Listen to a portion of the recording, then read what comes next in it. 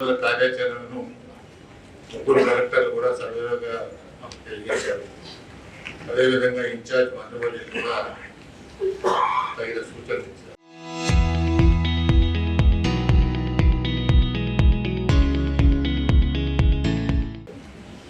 నేను 2-3 అంశాల మీదనే కలెక్టర్ల దృష్టికి, అధికారుల దృష్టికి తీసుకురాబోతున్నాను. ప్రధానంగా పరిశుభ్రత మీద మనం గ్రామాలకి ఏదైతే గైడ్లైన్స్ ఇచ్చాము, గతంలో ఇచ్చినటువంటి గ్రామాలకు ఇచ్చిన ట్రాక్టర్లు ఎన్ని పనిచేస్తున్నాయి, ఎన్ని రిపేర్లు ఉన్నాయి, వాటి ఎట్లా మళ్ళా మనం లైన్లో తీసుకొచ్చి ఈ కార్యక్రమంలో ఉపయోగించుకునేదానికి కావాల్సినటువంటి ఏర్పాట్లను చేయడం అనేటువంటిది ప్రధాన కార్యక్రమం. ఎందుకంటే అవి ఉంటే క్లీనింగ్, పరిశుభ్రత అన్ని కూడా మనం సవీరంగా చేసుకునేటువంటి అవకాశం.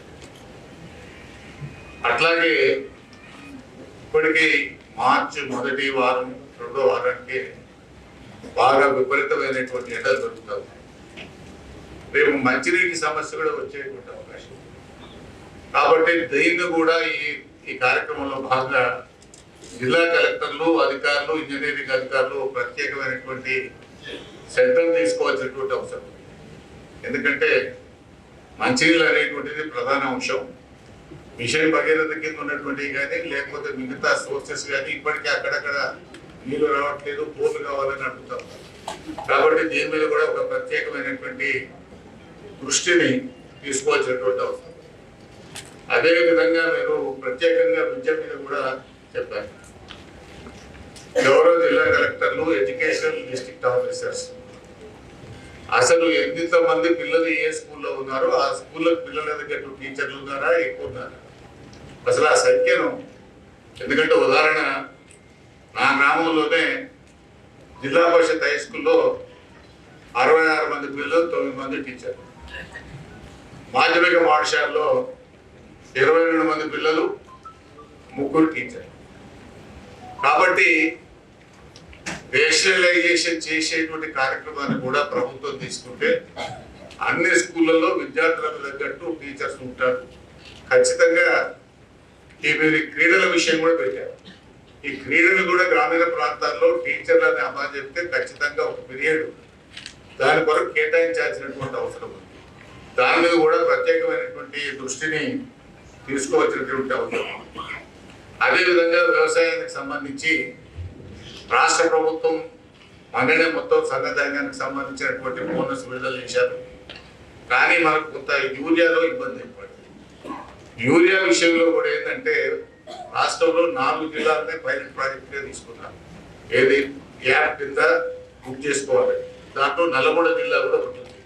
వాళ్ళ సూర్యాపేట లేదు, భువనగిరి లేదు. ఈ యాప్ తర్వాత బుక్ చేసుకుంటే మొదలు నల్లగొండ జిల్లాలో ఉన్న గ్రామం అయినా విజయాలు కూడా వస్తుంది.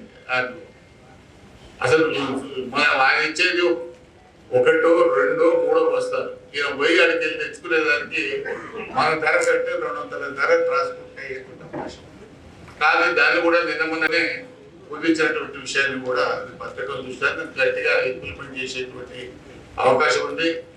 ఏంటంటే నల్లగొండ జిల్లా వాళ్ళు ఏమంటారంటే రావణపేట వెళ్ళలేదు సార్, అక్కడే వెళ్ళలేదు సార్, మన దగ్గర ఈ యాప్ పెట్టాను సార్ అనేటువంటి ప్రశ్నలు వస్తూ ఉన్నాయి. కాబట్టి దాని మీద కూడా సమగ్రంగా అభివృద్ధి చేసి యూరియా ఎటువంటి పరిస్థితుల్లో రైతులకు అందేటువంటి విధంగా సోలార్ విషయంలో కూడా ప్రజలను, రైతులను మోటివేట్ చేయాల్సినటువంటి అవసరం. ఎందుకంటే దీంట్లో 2 లాభాలు. ఒకటి, రైతుకు 24 గంటలు కరెంట్ వచ్చేటువంటి అవకాశం. రెండవది, రాష్ట్ర ప్రభుత్వానికి కూడా ఈ విద్యుత్ వినియోగం. మొన్న నేను ఎనర్జీ మినిస్టర్ గారికి స్టేట్మెంట్ చూస్తున్నాను. 18,000 మన మెగావాట్స్ కరెంట్ మరి కన్జ్యూమ్ అవుతాం. కాబట్టి ఈ కొరత వచ్చేటువంటి అవకాశం ఉంది. ఈ సోలార్ కనుక మనం బాగా ఎంకరేజ్ చేస్తే రైతులు ఇబ్బంది పడకుండా ఉండేటువంటి అవకాశం ఉంటుందనేటువంటి విషయాన్ని నేను ఈ సందర్భంగా మనం చేస్తూ ఈ 99వ కార్యక్రమం జయప్రదం కావడానికి అధికారులు కానీ, ప్రజాప్రతినిధులు కానీ మనమంతా చిత్తస్థితితో కనుక పనిచేసినట్టయితే తప్పనిసరిగా సరైనటువంటి ఫలితాలు వస్తాయి. ప్రభుత్వం తీసుకునేటువంటి కార్యక్రమాలకు మరి తప్పనిసరిగా ప్రజల నుంచి ఆదరణ కూడా వస్తుందనేటువంటి విషయాన్ని నేను ఈ సందర్భంగా మనవి చేస్తూ మీ అందరికీ నమస్కారం తెలియజేస్తూ సెలవు తీసుకుంటాను. Thank you. చరిత్ర సృష్టించినోడు ఇప్పుడు ఆ చరిత్రని తిరగరాయబోతున్నాడు. అబద్ధాల గోడల్ని బద్దలు కొట్టి నిజాలను రాగా మీ ముందుంచబోతున్నాడు. నిజమైన వార్తల కోసం వెంటనే డౌన్లోడ్ చేసుకోండి రా యాప్ని.